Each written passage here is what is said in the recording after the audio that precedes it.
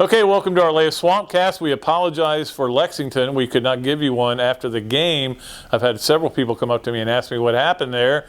But operator error. It was operator error. We just couldn't get it to work, unfortunately. But next 3 games, we'll be at home, we'll be fine. We back, so we'll be able to do it. We'll talk a little bit about Tennessee. Obviously, Robbie's made a good point and I'm going to talk about this on my podcast too. You can look at that at Gatorsports.com or listen to that at Gatorsports.com.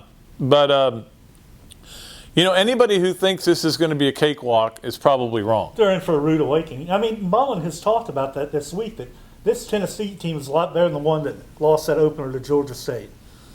Is it better than the one Florida hammered last year? I think it might be. I don't know. We'll find out. Yeah, I'm just saying that Florida hasn't exactly played great all year either.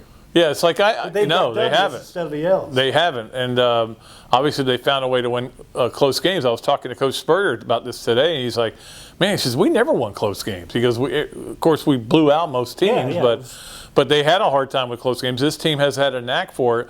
But one thing about it, Robbie, is that Florida's not been a great home team. No, they've been great on the road, but they haven't been that good at home. No, look back at that Missouri game a year ago. That was homecoming. Lost to Kentucky at home, lost to Missouri at home. And obviously, you need to get this win because, I mean, like I talked about last week, the Kentucky game set up the rest of the season, but it's set up based on you think you're going to win these next 2, obviously, before you get to the big part of the season. You're thinking 5-0 to get to the Auburn game. There are a lot of things that Tennessee has that are dangerous, and one of them is their receivers are really good. And Florida's secondary has got issues right now. We don't know if C.J. Henderson's going to play. I mean, even though I think he is, Pat, because we asked him for an update on the injuries on the conference call yesterday. He wouldn't say no update, which makes me think. He probably wants them to think that they think, that we think, that you think, that I think. Yeah, and don't forget about Donovan Steiner either, Pat. He's out for the first half. Out for the first half because of targeting. So, there's some concern there for Florida. There's no question about it. And probably no Zuniga for the pass rush. And the pass rush disappeared last week. It did. Now, a lot goes to Kentucky. I will give this. I'll give the other side of that argument. What do they call it? Devil's advocate? No, that's not what it is. The other side of the argument, which is go with it. That Kentucky's offensive line is really good. We saw it last year. They were really good. They got all the same guys back in there. They stifled Florida. Tennessee has 2 freshmen starting on the offensive line. They obviously had issues with everybody they've played so far except Chattanooga. And I think, their numbers, if you just look at their pure offensive numbers, they don't look bad at all. They look good, but they didn't score a lot of points against BYU. Obviously, one game was against Georgia State, which, by the way, just lost 57-10 to Western Michigan. And then they didn't, obviously, we saw with Chattanooga, you can't take that too seriously. No. But, look, I'm with Robbie on this too. I kind of, if anybody thinks it's going to be easy, it's not. And don't forget the last 2 times in the Swamp, it's come down to one great play at the end. I know. I mean, the game is going to be on in the second half. I know that. Yeah. I have a feeling that it's going to be in doubt until at some point early in the third quarter, or late in the third quarter, early in the fourth. Well, and here's the other thing, Robbie. Florida doesn't start fast. No. I mean, they did against Tennessee last year. That might have been the only game they really had a good first half. Yeah. They could have started fast last week, but they blew the turnover. After getting the turnover, they didn't. That's been part of the problem with this team is either turning it over, not getting a lot of plays, making mistakes. We saw 2 holding penalties take away Felipe touchdowns. Yeah. And let's also not forget, I know that there are people out there that are excited about Kyle Trask, okay? Yeah, and they should be. And I get it, yeah. Yeah, he came off the bench and did a great thing. We've been hearing about him for 3 years, about how good he is. Lee McGriff's been his biggest fan, and how good he thinks he's going to be. Going way back, too, with that. But this is his first start since he was a freshman in high school.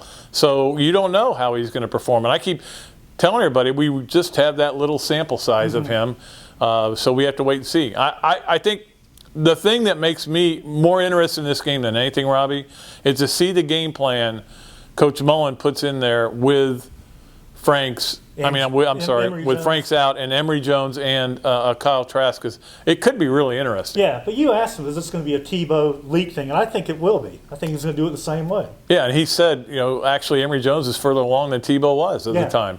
So I think and I talked about this to a couple of speeches I gave, Robbie.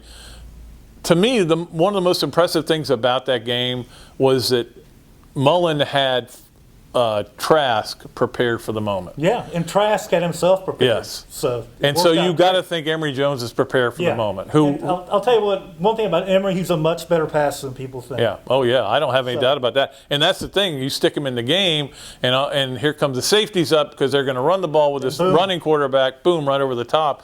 So I can't wait. I actually am looking forward to this game, not only because of all that stuff we've talked about, but it's at noon.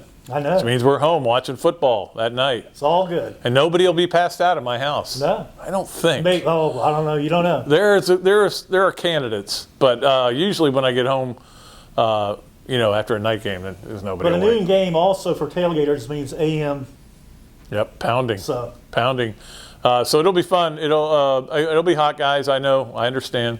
It's rough for the fans, but it's not supposed to be terribly hot. It's not going to be one of those awful nights, but it'll be interesting. Looking forward to it. Florida's beaten Tennessee for a lot of years, and what is it, 13 out of 14 now, Robbie? 13 out of 14. Yeah. So let's just not bring up ducks and trucks. It'll be okay.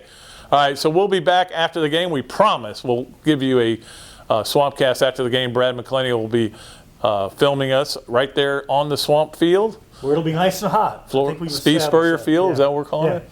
Yeah, can we get an air conditioner down there for that? Or a fan? Fan, yeah. Not a Brad, fan, you're in but charge a fan. of a fan. Not a fan. Not a football fan. No. I think we have those too.